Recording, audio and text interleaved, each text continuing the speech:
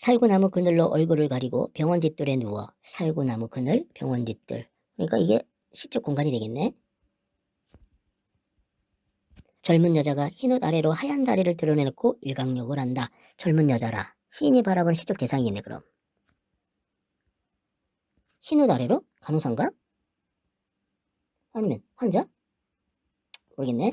한나절이 기울도록 가슴을 앓는다는 이 여자를. 아, 여기 가슴을 앓는다라고 하는 거 보면 이 사람은 아픈 거야. 그렇다면 간호사가 아니고 환자라고 이해를 해야 되겠군. 이 여자가 환자라고 하니까 이때 이 하얀 다리를 드러냈다라고 하는 것이 연약한 그런 이미지를 갖다가 불러일으키네.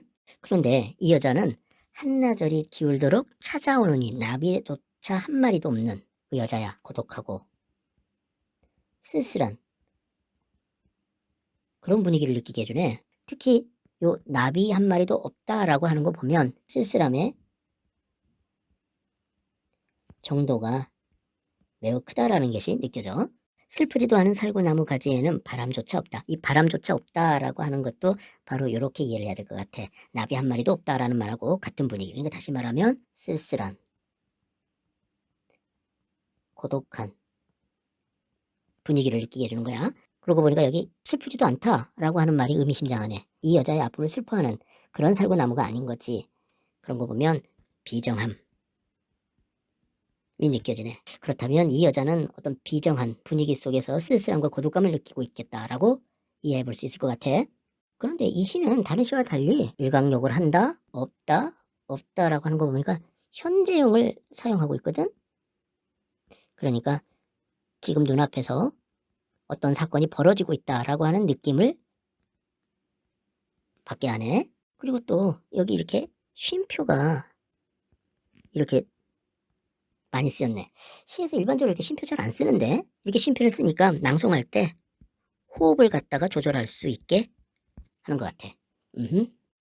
나도 모를 아픔을 오래 참다 처음으로 이곳에 찾아왔다. 이곳? 병원이잖아. 나도 그런 거 보니까 이때 이 나와 이 젊은 여자를 같은 성격의 존재로 이해를 해야 될 것 같은데? 아, 그러고 보니까 이 사람은 모를 아픔을 오래 참고 있었다가 병원을 찾아온 사람이야. 아, 그러면 나도 일종의 환자네. 그런 의미에서 본다 그러면 이 젊은 여자와 나는 같은 그 성격의 인물이라고 이해를 해볼 수 있을 것 같네. 그러나 나이 늙은 의사는 젊은이의 병을 모른다. 젊은이?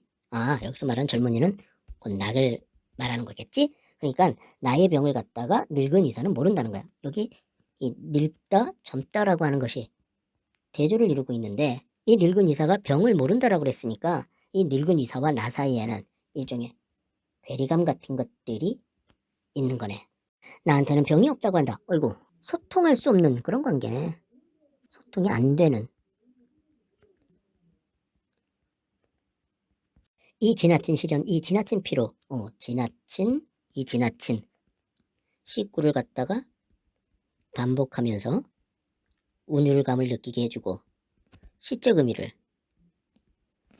강조하는 건데, 그렇다면 여기서 말하는 이 지나친 시련, 이 지나친 피로는 뭘 말하는 거지? 바로 이걸 말하는 거겠네. 병원을 찾아왔는데 자기 병을 몰라. 그리고 심지어는 나한테 병이 없다라고 얘기를 해. 그러니까 다시 말하면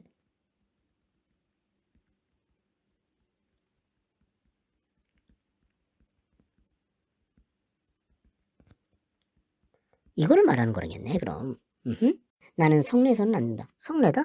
이거는 화내는 걸 말하는 거잖아. 화를 내서는 안 된다고? 이 얘기는 바꿔 말하면 인내한다는 얘긴데 참고 견딘다는 얘기겠지? 여자는 자리에서 일어나 옷깃을 여미고 옷깃을 여민다라고 하는 거는 뭐 새로운 마음을 먹는다 이렇게 이해해도 될 것 같아. 화단에서 금자나 한 포기를 따 가슴에 꽂고 병실 안으로 사라진다. 금자나 한 포기? 꽃은 일종의 생명력을 갖다가 상징하잖아. 아, 그렇다면 금자나 한 포기를 가슴에 꽂고 병실 안에 사라진다는 얘기는 삶의 희망을 갖는다 라고 해석해도 될 것 같은데? 나는 그 여자의 건강이 아니 내 건강도 속히 회복되기를 바라며 그 여자의 건강과 내 건강이 회복되기를 바라고 있어. 이 얘기는 결국 뭐냐면 이 사람은 이 여자와 같은 병자로서 그것을 갖다가 서로 아파하고 있다라고 이해를 해야 될 것 같아요. 그러니까 결국 뭐냐면 동병상련의 마음을 갖고 있다라고 이해를 해야 될 것 같아. 그가 누웠던 자리에 누워본다. 그가 누웠던 자리에 누워봤다고? 이 얘기는 결국 자기 자신과 여자를 갖다가 동일시한 거지. 이 시인은 여자에게 관심을 둬. 그러다가 자기 자신에게 관심을 두고 나아가서는 여자와 자기 자신을 갖다가 생각해. 이 여자는 연약해. 그리고 고독한 그런 존재야. 나 또한 자기 자신의 아픔을 갖다가 몰라주는 그 늙은 의사를 갖다가 만나는 존재야. 역시 마찬가지로 고독감을 느끼고 있는 존재인 거지. 아픔을 간직하고 있는 그런 존재야. 그런데 이 사람은 이러함 속에서도 뭐 한다 그러냐면 인내한다라고 얘기를 하고 있어. 화내지 않겠다라고 얘기하고 있잖아. 그러면서 다시 여자에게 시선을 주고 또한 자기 자신에게 시선을 주는데 이거는 뭐냐면 건강 회복에 대한 바람을 갖다가 드러내고 있단 말이야. 이러한 마음의 밑바탕에는 그 여자에 대한 연민 또는 자기 자신에 대한 연민이 밑바탕에 깔려 있는 거고 결국 상황을 갖다가 극복하고 싶어하는 그런 마음을 갖다가 노래한 거라고 볼 수가 있어. 그러고 보니까 이 시를 지은 윤동주는 일제시대의 암울한 상황 속에서 그 광복에 대한 염원 그리고 자기 자신의 어떤 희생 이런 것들을 생각했던 그런 저항 의지를 가지고 있었던 젊은이였거든.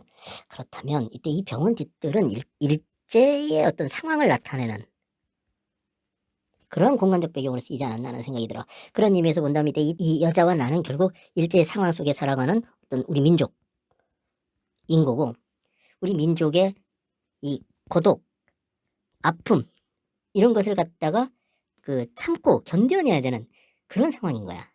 그러면서 건강을 갖다가 회복하기를 바라는 것은 결국 상황 극복에 대한 염원이거든. 그렇다면 이때 이 상황이라고 하는 것을 갖다가 조국 광복이라고 이야기해 볼 수가 있는 거야. 그러니까 다시 말하면 조국 광복에 대한 기원을 담고 있는 시다라고 이해를 해도 될 것 같다는 얘기지. 결국 그렇다면 이때 이 금자나 한포기는 조국 광복에 대한 희망 뭐 이렇게 이해를 해도 좋을 것 같아.